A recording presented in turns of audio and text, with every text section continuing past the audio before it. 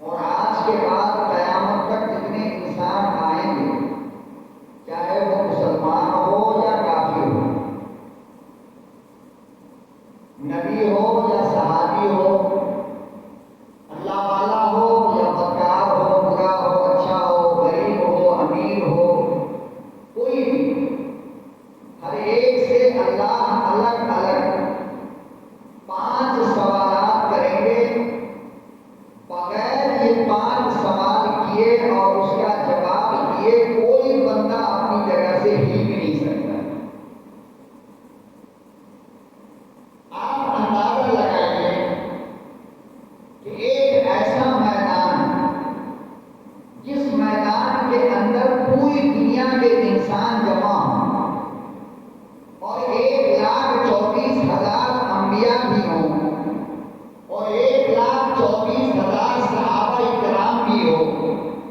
پھر ہمارے ماں باپ بھی ہوں، پھر ہماری اولاد بھی ہو، پھر ہمارے دوست احباب بھی ہو، دشمن بھی ہو، ان تمام انسانوں کی موجودگی میں اللہ ایک بندہ کو کھڑا کرے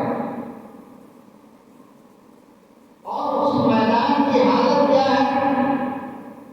جناب رسول اللہ صلی اللہ علیہ وسلم نے فرمایا کہ اس میدان کے اندر ہر بندہ، ہر آدمی اپنے پسینے کے اندر ڈوبا ہوا ہوگا، یہاں تک پسینہ ہوگا۔ اور آپ بتائیے کہ پسینہ گرم ہوتا ہے یا ٹھنڈا ہوتا ہے؟ تو ہر آدمی اپنے اپنے پسینے میں ڈوبا ہوگا، اور آقا دو جہاں صلی اللہ علیہ وسلم نے فرمایا کہ ہر آدمی ننگا ہوگا، نہ پاؤں میں چپل ہوگا، نہ جسم پہ کپڑا ہوگا۔ حدیث کے اندر الفاظ آتے ہیں عفاتن عراتن غرلن، کہ ننگے پاؤں ہوں گے، ننگے بدن ہوں گے۔ تو حضرت عائشہ رضی اللہ تعالی عنہا نے آقا دو جہاں صلی اللہ علیہ وسلم سے ارشاد فرمایا کہ یا رسول اللہ، پھر تو یہ بہت برا ہوگا کہ ایک آدمی دوسرے آدمی کو دیکھے گا۔ تو آقا دو جہاں صلی اللہ علیہ وسلم نے کیا پیارا جواب دیا، فرمایا کہ عائشہ وہاں ہر آدمی کو اپنی پڑی ہوگی، ہر آدمی اتنا ڈرا ہوگا، ہر آدمی اتنا پریشان ہوگا، ہر آدمی اتنی مصیبت میں ہوگا کہ دوسرے کی طرف دیکھے گا ہی نہیں۔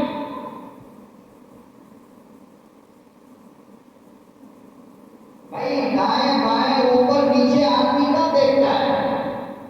جب اس کے اندر کوئی سکون ہو، جب اس کے اندر کوئی خوشی ہو، جب وہ ہر پریشانی سے بچا ہو، تب نہ آدمی ادھر ادھر دائیں بائیں دیکھتا ہے۔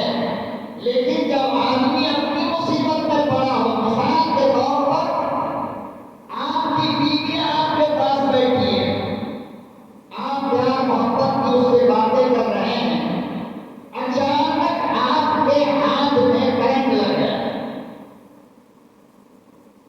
اب آپ بتاؤ کہ کرنٹ لگنے کے بعد آپ کو اپنی فکر ہوگی یا بیوی کی فکر ہوگی؟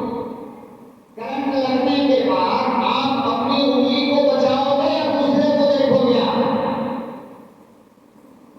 جہاں آپ آئے، راستے پہ جا رہے ہیں، چاروں طرف سے بدماش نے آپ کو گھیر لیا، حالانکہ جب جا رہے تھے تو خوشی تھی، کوئی پریشانی نہیں تھی، آرام سے جا رہے تھے، اور نہ جانے کیا کیا خیال دل کے اندر بسا ہوا تھا کہ اچانک چار پانچ بدماشوں نے گھیر لیا اور گردن کے اوپر کپڑا رکھ کر کے کہنے لگا کہ اب بتا تیرا کیا ہوگا، اب آپ بتاؤ آپ کو کچھ بھی یاد رہے گا اس پر؟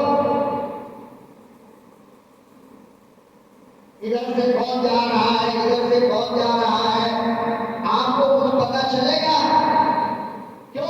اس لیے کہ آپ مصیبت میں پڑے ہو، تو اب آپ کو اپنی جان کی فکر ہے، دوسری کسی چیز کی فکر نہیں ہے۔ تو حضرت عائشہ نے جب پوچھا کہ یا رسول اللہ، جب آدمی ننگا ہوگا، جسم پہ کپڑا نہیں ہوگا، تو پھر تو ایک دوسرے کو دیکھیں گے؟ تو آقا صلی اللہ علیہ وسلم نے فرمایا اتنا ہوش کہاں ہے؟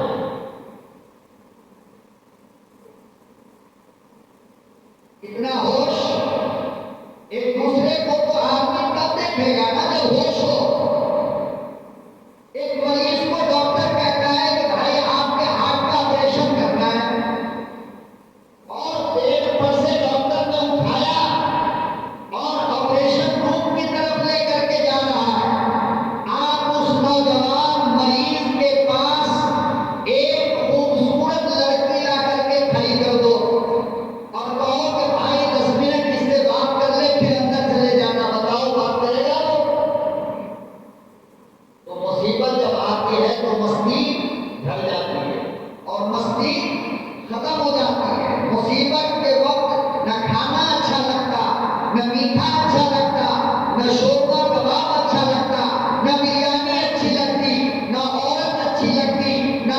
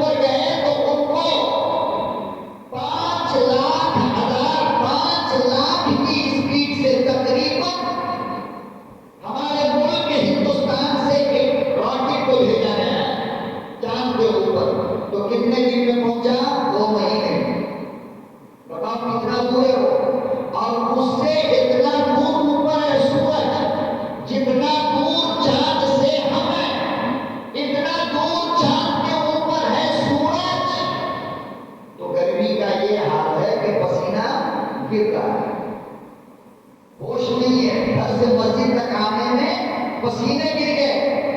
نبی کریم صلی اللہ علیہ وسلم نے فرمایا کہ قیامت کے دن ہمارے سر کے صرف 1.25 ہاتھ اوپر سورج ہوگا، بس کتنا اوپر؟ 1.25 ہاتھ اوپر۔ پھر کیا فرمایا میرے آقا نے کہ ہر بندہ پسینے میں ڈوبا ہوگا، 1.25 ہاتھ کے اوپر جب سورج ہے تو یہ تو اللہ کا کرم ہے کہ ہم لوگ زندہ کھڑے ہوں گے، ورنہ جل جاتے نا۔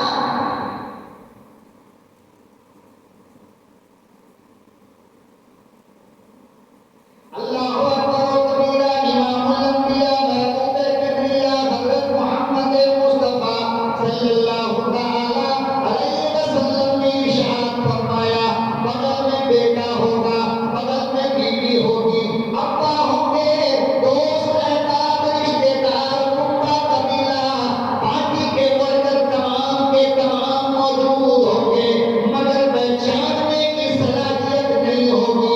باپ بیٹا کو پہچانے گا نہیں، بیٹا باپ کو پہچانے گا نہیں، اور بیوی شوہر کو پہچاننے سے انکار کر دے گی، کون شوہر ہے میں تمہیں جانتی نہیں۔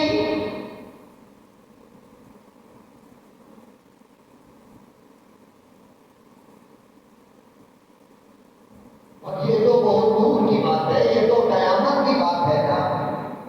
آپ ٹرین کے اندر سفر کر رہے ہو اور آپ کے پاس ایک ٹکٹ ہے اور 2 دوست ہیں، بڑی دوستی تھی میری اور بغیر دوست کے نہ چائے پیتے تھے، نہ کھانا کھاتے تھے، نہ کہیں باہر جاتے تھے، نہ آتے تھے۔ عجیب بات یہ ہے کہ ایک دوست کا ٹکٹ کہیں گر گیا، اب ڈبے کے اندر بیٹھے ہیں، 2 دوست کے بیچ میں ایک ٹکٹ ہے، اچانک ٹی ٹی آ گیا۔ اب جس کے پاس ایک ٹکٹ ہے، وہ دوست جس کا ٹکٹ گم ہو گیا وہ کہہ رہا ہے یار یہ ٹکٹ مجھے دے دے، کہ یہ کیا کہتا اچھا میں پھنس جاؤں۔ آپ اندازہ لگائیے یہ دنیا 2-4 پیسہ 2-400 روپیہ دے کر کے ٹی ٹی سے بچ سکتے ہو، مگر جگر کا ٹکڑا دوست ہے اور اپنی جان کے بچانے کی فکر میں دوسرے دوست کو ٹرین کا ٹکٹ نہیں دے رہا ہے، تو قیامت کے دن کوئی بیوی اپنے شوہر کو بچانے کے لیے اپنی نیکی کیسے دے دے؟ اسی کو اللہ کا قرآن کہتا ہے یوم یفر المرء من اخیہ، تیرا بھائی بھی بھاگے گا، وہ امہ، تیری اماں بھی بھاگے گی، وہ ابی، تیرا بیٹا بھی بھاگے گا، ابا میں نہیں جانتا، بیٹا میں نہیں جانتا، دورے راجا میں نہیں پہچانتی آپ کو، آپ کون ہو؟ یہ تو قرآن کہہ رہا ہے نا، کسی مولوی کی بات تو ہے نہیں۔ اچھا، اور دنیا میں ہم اور آپ پریشان کس کے لیے؟ شادی سے پہلے ماں کے لیے، باپ کے لیے، شادی کے بعد اپنی بیوی کے لیے، اپنے بچوں کے لیے، لیکن جب قیامت کا دن آیا نہ ماں پہچان رہی ہے، نہ باپ پہچان رہا ہے، نہ بیوی پہچانتی ہے، نہ بچہ پہچانتا ہے۔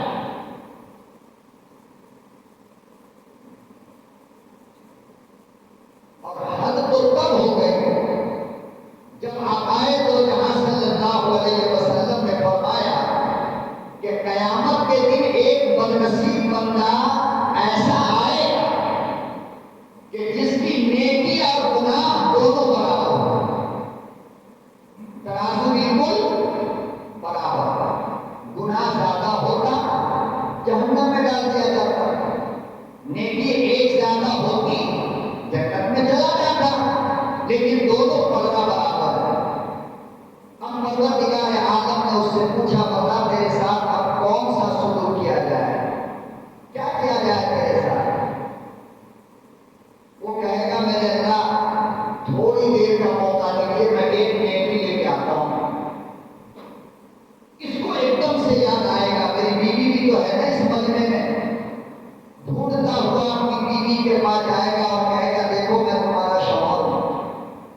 دنیا میں تمہارے لیے کیا نہیں کیا؟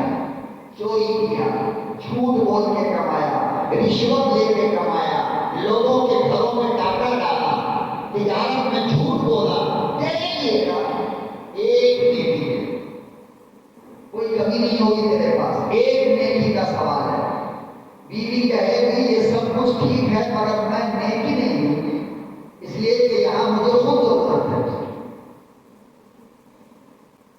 اللہ اکبر و کبیرہ، امام الانبیاء محبوب کبریا حضرت محمد مصطفیٰ صلی اللہ تعالی علیہ وسلم نے ارشاد فرمایا، یہ اپنے لمبے جگر نور نظر اولاد کے پاس جائے گا اور کہے گا میرے بچے، میں نے تمہارے لیے دن میں محنت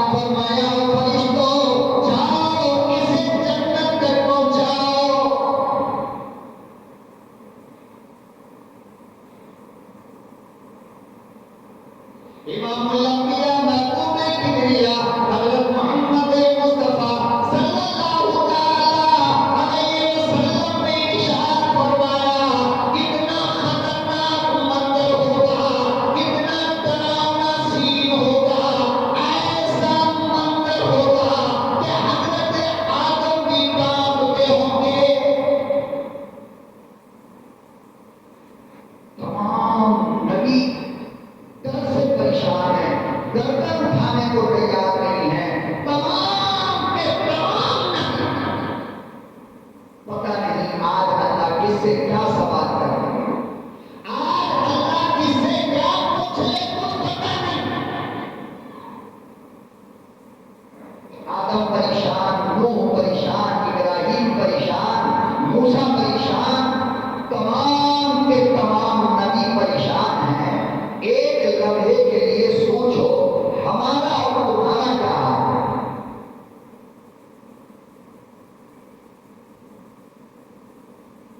ایسے حالات میں اللہ آپ ایک ایک بندے کو بلائے گا نام لے کر کے، اور اس کی ڈائری فرشتے نے پہلے جمع کر دیا ہوگا اللہ کے پاس۔ اب اللہ تعالیٰ بلائیں گے مولانا جمیل صاحب ادھر آئے، سوچو اربوں خطر کا مجمع، تمام نبی پسینے تک ڈوبا ہوا، ہاتھ سورج سوا ہاتھ پر، اور وہاں اللہ پاک بلا کر کے پوچھتا ہے بتا ان عمری ہی فیما اپنا ہو، تو نے اپنی زندگی کیسے گزاری؟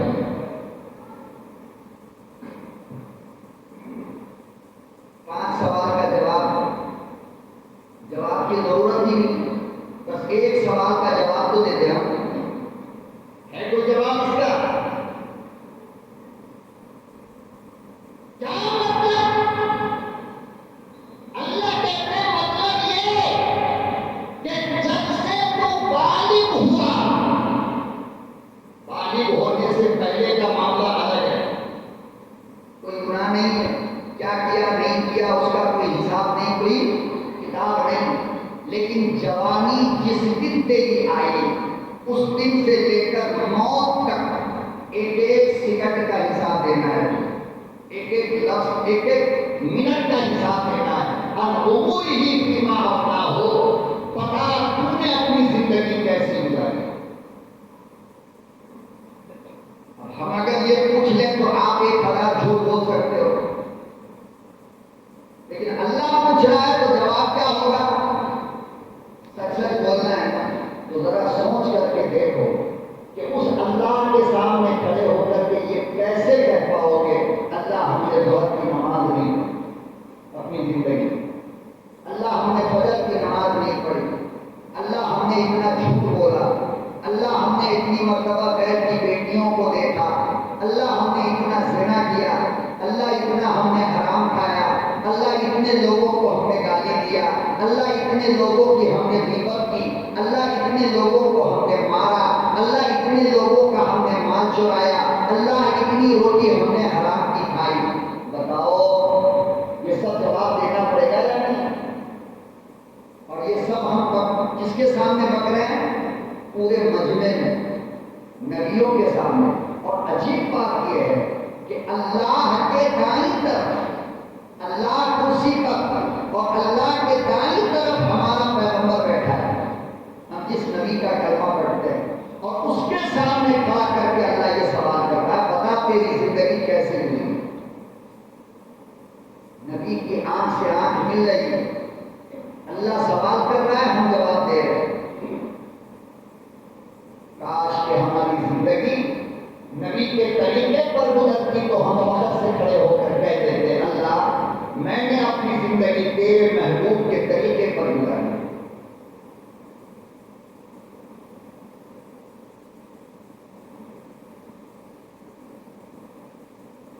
اندازہ لگاؤ گناہ کا ارادہ ہو رہا ہے، گناہ کرنے سے پہلے سوچ لیا کرو، سمجھا کرو، اس وقت کا جواب بھی دینا پڑے گا۔ وہ بڑا آسان ہے راستہ چلتے ہوئے کسی کی آبرو پہ گندی نظر ڈالنا، لیکن کتنا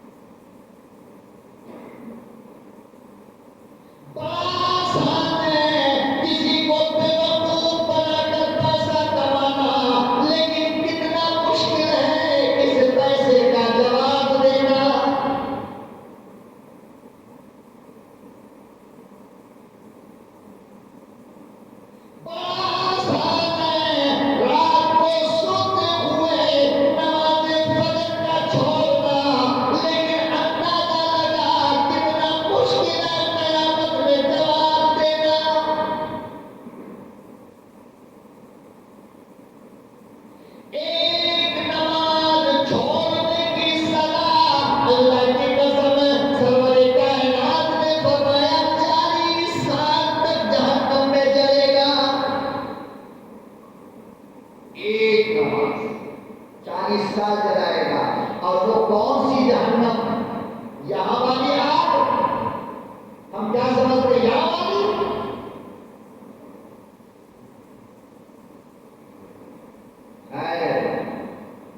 سرور کائنات صلی اللہ علیہ وسلم نے فرمایا کہ وہ جہنم ہے جس کی آگ کو اللہ نے 70 مرتبہ دھویا ہے سمندر کے پانی سے. کتنی بار؟ 70 مرتبہ دھونے کے بعد دنیا والوں کو آگ دیا استعمال کرنے کے لیے. تو اس آگ کی حالت دیکھو کیا ہے. اور وہ نہ دھلا گیا نہ ڈھلا گیا، کچھ بھی نہیں، بالکل تازہ ہے ایک دم. اور وہاں پر ڈالا جائے گا ایک نماز کے بدلے 40 سال.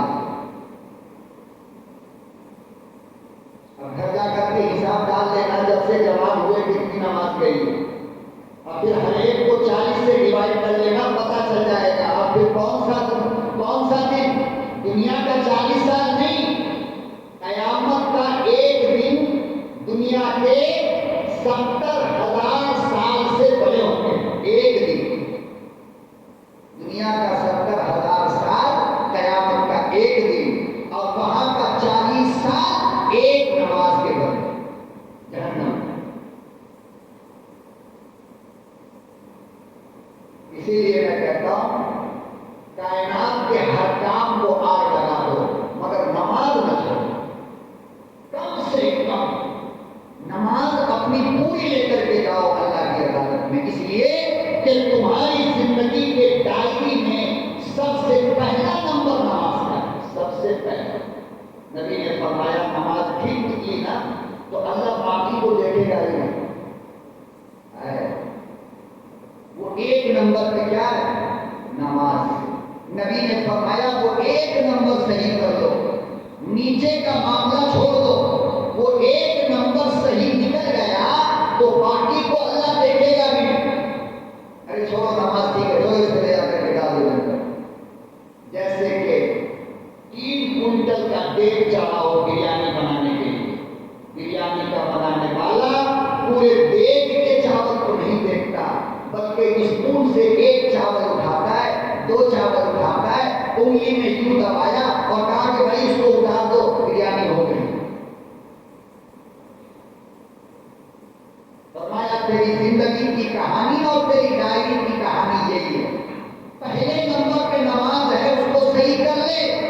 تیری نماز تیری زندگی کا یاد مل گیا قیامت کے دن تو اللہ کہیں گے کہ باقی معاملات کو چھوڑ دو، دائیں بائیں کرو، جو اس کو جنت چلے جاؤ، نماز اس کی ٹھیک ٹھاک ہے. اور ہم سے سب سے زیادہ کوتاہی نماز میں ہی ہو رہی ہے. اور کس لیے؟ یا تو نیند کی محبت میں. مؤذن نے کہا الصلاۃ خیر من النوم، نیند سے بہتر نماز ہے، مگر ہم اٹھے نہیں. اس کے بعد ظہر، عصر، مغرب، کس چیز میں؟ 4 پیسے اور 4 کوڑی کمانے کی فکر میں. اور عشاء تھکاوٹ کا بہانہ کر کے بہت تھکا ہوا ہوں ابھی سونے دو، کر کے پڑھ لیں. 5 نماز گئی اور ایک نماز کا 40 سال. یہ تو ایک دن کا معاملہ ہے.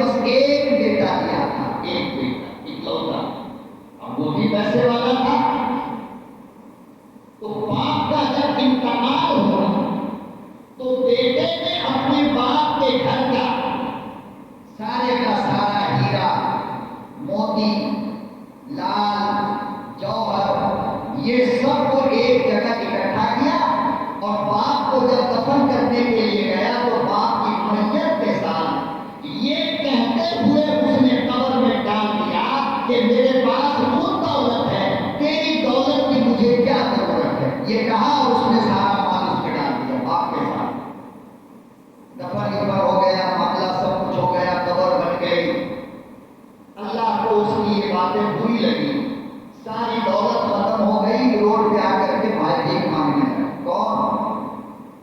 بولو نا کون؟ بیٹا۔ یہ وہی بیٹا جو اربوں پتی تھا باپ کی موت پر، مگر ایک گھمنڈ کا جملہ کہا اس نے فقط۔ اسی لیے میں مال والوں سے کہا کرتا ہوں کہ جب تمہارے مال کا نشہ تمہارے سر پہ چڑھ کر کے بولنے لگے تو فرعون کو دیکھ لیا، زمانے کا خدا تھا نا، قارون کو دیکھا کرو جس کے خزانے اور دولت کی چابی اللہ کا قرآن کہتا ہے 70 اونٹ پہ ڈالا جاتا تھا۔ کتنے؟ بنوے کی چابی، الماری کی چابی، خزانے کی چابی، سونے کی چابی، کس پہ؟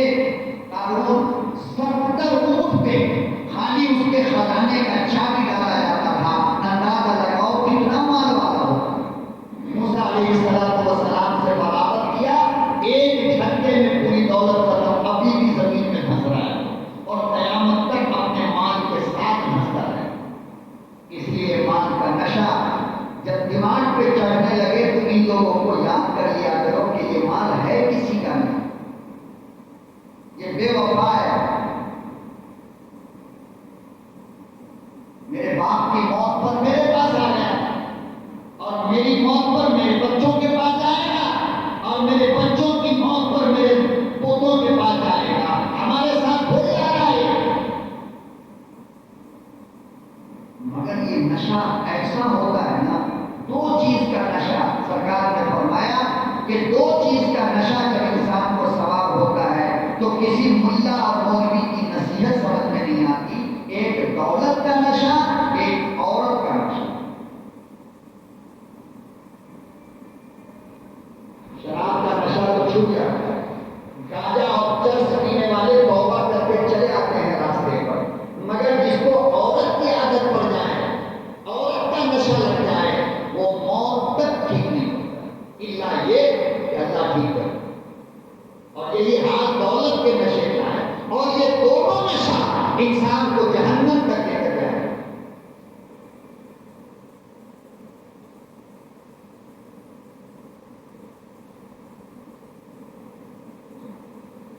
تو بیٹے نے کہا مجھے تیرے مال کی کیا ضرورت ہے؟ وہ بھی خراب ہے سب خراب۔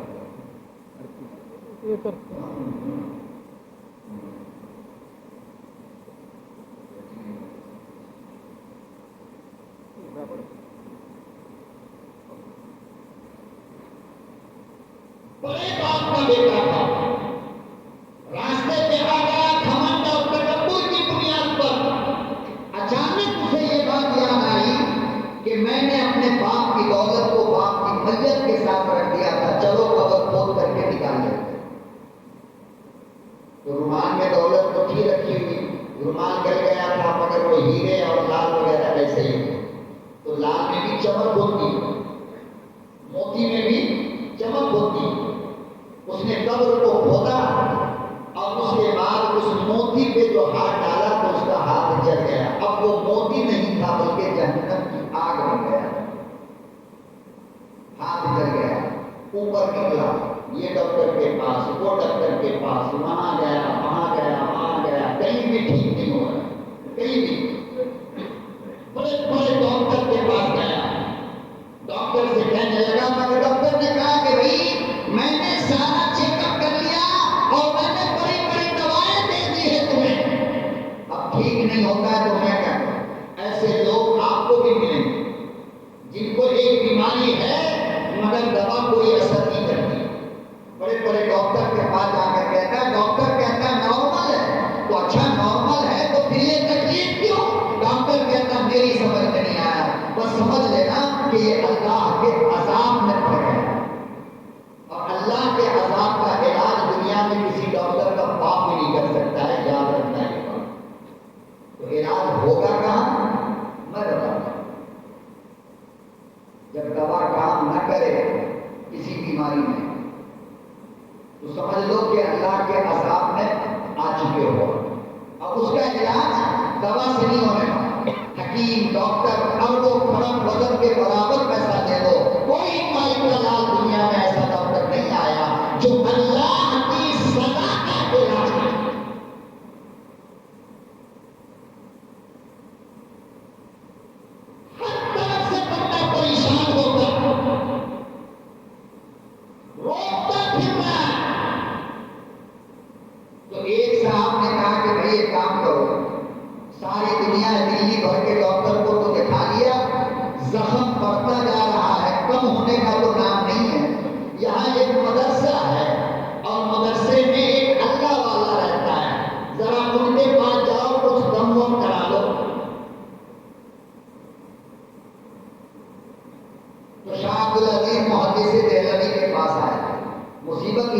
مولوی لوگ یاد آتا ہے نا، مسجد کا امام، مسجد کا مؤذن، مدرسے کا استاد، مدرسے کا معلم، مدرسے کا طالب علم، یہ سب کب یاد آتا ہے ہم لوگوں کو؟ جب اللہ کی پٹائی شروع ہوتی ہے، پٹائی تب یاد آتا ہے۔ اس سے پہلے یہ لوگ ہمیں یاد ہی نہیں آتے۔ اللہ کا قرآن تب یاد آئے گا جب مصیبت آئے گی، مولوی کی یاد تب آئے گی جب مصیبت آئے گی۔ خوشی کے زمانے میں یہ لوگ یاد نہیں آتے ہیں، ان لوگوں کے اندر عیب نظر آتا ہے۔ کیا نظر آتا ہے؟ عیب نظر آتا ہے۔ بڑا امیر کبیر ہے، اکلوتی بیٹی ہے، مسجد کے مؤذن صاحب جوان ہے، گئے، او بھائی صاحب اپنی بچی سے نکاح کر دو گے؟ پاگل ہو گیا، جلدی نکل جاؤ ورنہ مار پڑے گی۔ تو کہاں، میری بیٹی کہاں اور میں کہاں؟ شرم نہیں آ رہی؟ اور کر دیا ایک جنٹل مین سے شادی۔ اب 2-3 دن کے بعد دنادن شروع ہوا، پھر اسی مؤذن کے پاس آ کر کے کہہ رہا ہے، مؤذن ذرا کچھ کیجیے نا، ہماری بیٹی بہت پریشان ہے۔ یہ حالت اس قوم کی ہے۔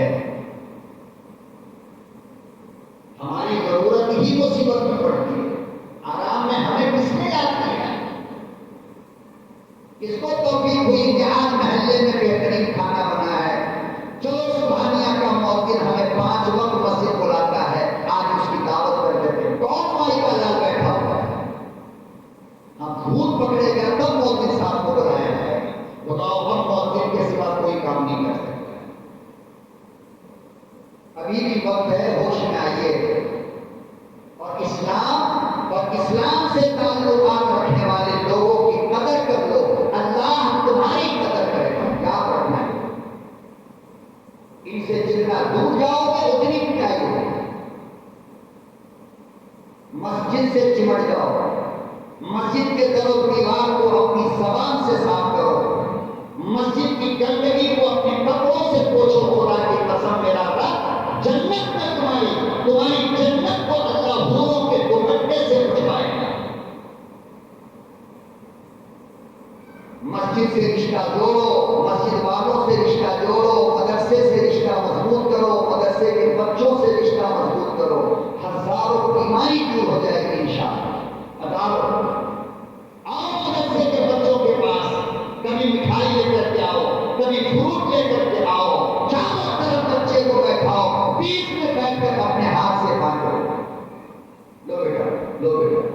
اللہ کی قسم اس دن جو تمہیں خوشی ملے گی شاید اس سے پہلے نہ ملی ہو، اس لیے کہ مصطفیٰ کا قرآن پڑھنے والا تمہارے ایک سیب سے مسکرانے لگا، تمہاری ایک مٹھائی سے اس کے چہرے پہ مسکراہٹ آ گئی، تو بھلا اللہ تم پہ رحم کیوں نہیں کرے؟ اللہ تمہیں صحت کیوں نہیں دے؟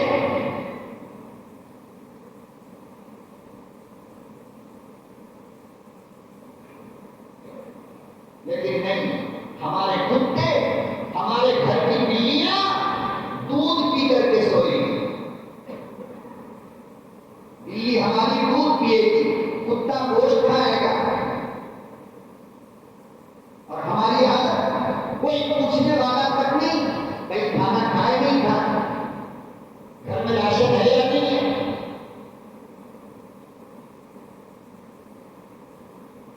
شاہ عبدالعزیز محدث دہلوی کی عدالت یہ نوجوان آیا، کہنے لگا حضرت یہ حالت ہو گئی ہماری، اور پوری کہانی اس نے سنایا ہے۔ شاہ صاحب نے کہا بیٹے آگے آؤ، آگے بلایا، 11 مرتبہ سورہ فاتحہ پڑھا۔ شاہ صاحب نے، اور یہ شاہ عبدالعزیز محدث دہلوی کون ہے آپ جانتے ہو؟ یہ شاہ ولی اللہ محدث دہلوی کے لڑکے ہیں، اور شاہ ولی اللہ محدث دہلوی کون ہے جانتے ہو؟ جو ہندوستان میں سب سے پہلے قرآن کا ترجمہ لکھا ہے، سب سے پہلا ترجمہ قرآن، یہ ان کے لڑکے ہیں۔ اور یہ شاہ عبدالعزیز محدث دہلوی وہ ہے اللہ کی قسم جن کے شاگردوں میں اسٹوڈنٹس کے اندر ہزاروں جنات کے بچے سامنے بیٹھ کے پڑھتے ہیں، ہزاروں جنات کے بچے، بڑے بڑے عمر والے جنات شاہ عبدالعزیز محدث سیدھے نبی کے ہاتھ پر قید کرتا تھا. یہ وہ آدمی ہے.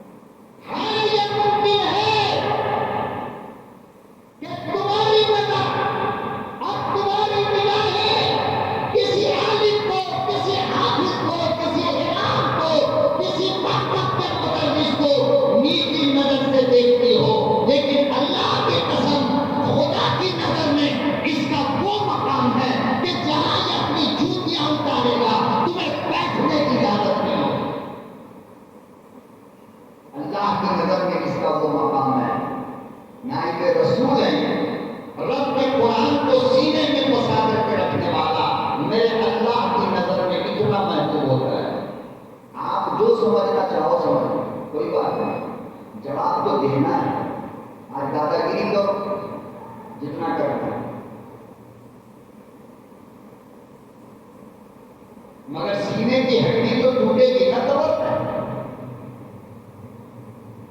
اور ساری دادا گیری تو وہاں نکلے گی.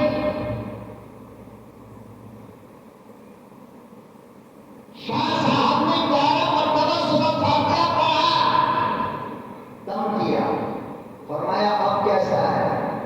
کہنے لگا شاہ صاحب آرام نہیں ہے. پھر دم کیا، اب کیسا؟ آرام نہیں. تیسری بار پھر دم کیا، اب کیسا؟ آرام نہیں. شاہ صاحب رونے لگے، اس کے سامنے آنکھ سے آنسو ٹپک گئے. حضرت شاہ عبدالعزیز محدث دہلوی رحمۃ اللہ علیہ کہنے لگے تو جھوٹ بولتا ہے. فرمایا تو کہتا ہے مجھے دنیا کی آگ میں جلایا، جھوٹ بولتا ہے. میں اللہ کی قسم کھا کر کہتا ہوں دنیا کی آگ میں نہیں، جہنم کی آگ سے جلائے.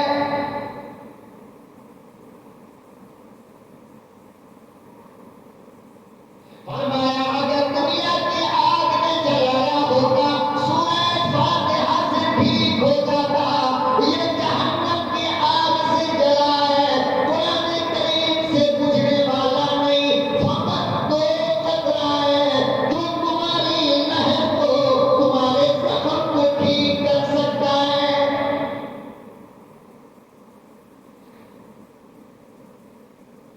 ارشاد فرمایا جا صلاۃ التوبہ کی نیت کر لے، 2 رکعت اللہ کے سامنے مجرم بندے کی طرف پڑھ لے. سجدے میں جا کر آنسو گرا، وہ آنسو جو تیری آنکھ سے نکلے اسے زخم پہ لگا. جہنم کی آگ کو نمازی کا آنسو بجھاتا ہے.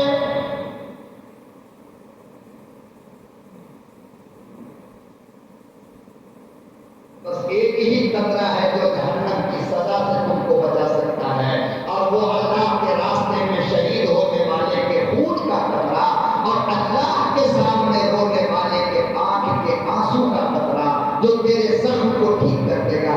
گیا، توبہ کیا، نیت باندھی، رویا، آنسو لگائے، زخم ٹھیک ہو گیا. یہ ہے جہنم کی سزا اور یہ ہے جہنم کی آگ. تو میرے آقا نے فرمایا ایک نماز کے بدلے 40 سال برداشت ہو گئے. پروردگار عالم نے پہلا سوال کر دیا عن عمره فیما افناه. میرے بندو یہ بتاؤ زندگی کا ہر لمحہ ہر پہلو تم نے کہاں گزارا، کیا کیا بدماشیاں تم نے کی. یہ پہلا سوال ہے. اور پھر اس کے بعد 4 سوالات اور ہیں. فرمایا جناب رسول اللہ صلی اللہ علیہ وسلم نے مومن جب تک ان 5 سوالوں کا صحیح جواب نہ دے دے اللہ کی عدالت سے کھسک نہیں پائے گا، ایک دھاگا نہیں مل پائے گا. اس لیے میرے محترم بزرگوں اور دوستوں اپنی زندگی کو اللہ کے بتائے قانون کے مطابق گزارنے کی کوشش کرو. کھاؤ پیو حلال، کماؤ حلال، محنت کرو، انجوائے کرو، سب کچھ کرو، لیکن گناہ کے کام سے اپنے آپ کو بچاؤ کہ اس گناہ کا حساب دینا ہے، زندگی کے ہر سانس کا دینا ہے، یہاں تک کہ اکیلے میں بیٹھے ہوئے کسی کی ماں بہن بیٹیوں کو جو تم سوچ